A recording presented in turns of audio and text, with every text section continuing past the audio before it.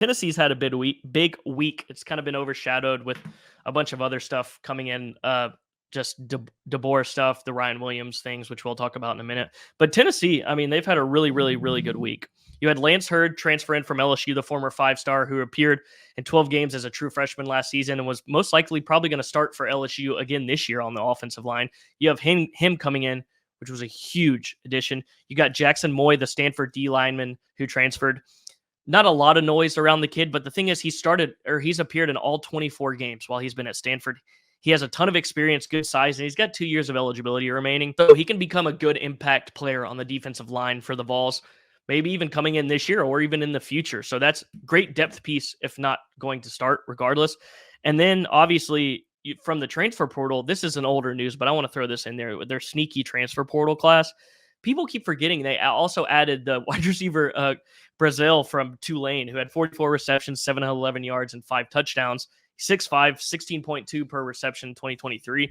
He was a big part of the success in Tulane with Willie Fritz and I just blanked on the quarterback's name, but you know who he is.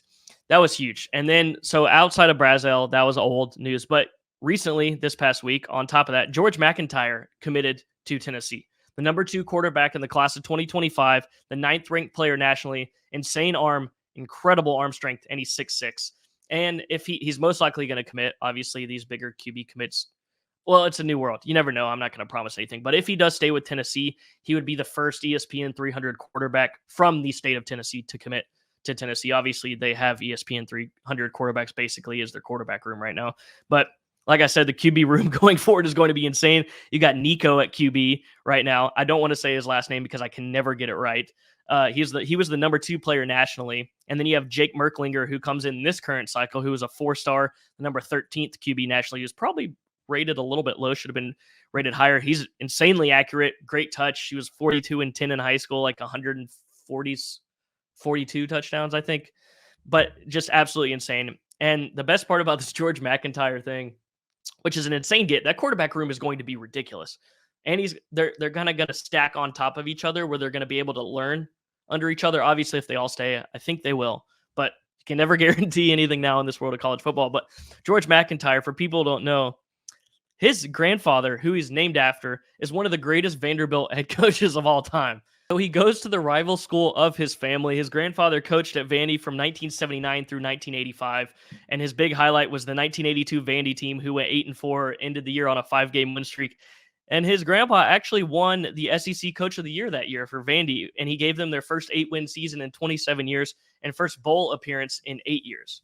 So that was huge. I mean, you just got an incredible quarterback, but also I just find it funny that you get a kid whose grandpa is like, I mean, it's Vanderbilt football, so there's not much history, but like one of the guys at Vandy, and his son is about to suit up for the Tennessee Volunteers. I find that hilarious. And then one thing I want to point out, this is also, he's already been committed. He already signed. But being from Alabama, there's a kid named Jordan Ross who went to Vestavia Hills High School who Tennessee has.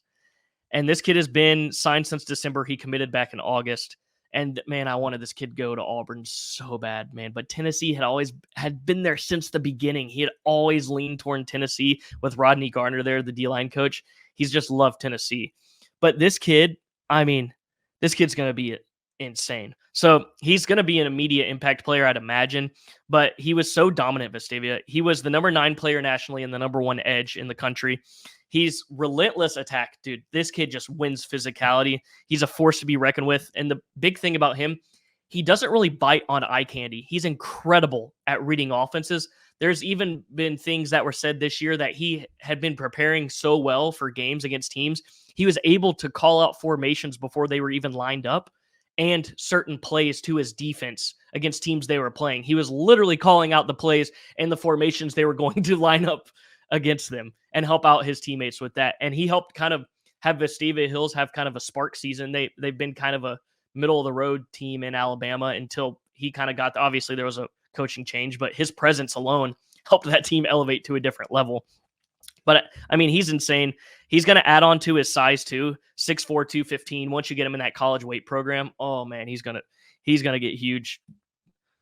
don't take that out of context. And then the Under Armour All-American game, he had 2 tackles, a tackle for loss, and a forced fumble, which also got him a little more buzz nationally after. I mean, he is the number 1 edge. But for people who don't follow recruiting as much, who were able to find out about him. But this kid's probably going to be a top 10 draft pick. And I think he should be talked about more nationally. Obviously, he doesn't play a flashy position. The edge is a flashy kind of position defensively, but he's not a quarterback. He's not a receiver. He's not a running back. But you got like elite talent coming into Knoxville with Jordan Ross. This kid is a machine. And congratulations, Tennessee. I know you've already had him and you've probably already talked about him, but I just want to highlight this for other people. This Jordan Ross kid, go watch his tape. Oh my God. You will want that kid on your team immediately. But congratulations, Tennessee. Incredible week you've had going. Incredible week, incredible portal class, very underrated portal class. Great recruiting. Like I said, Heupel is putting in work.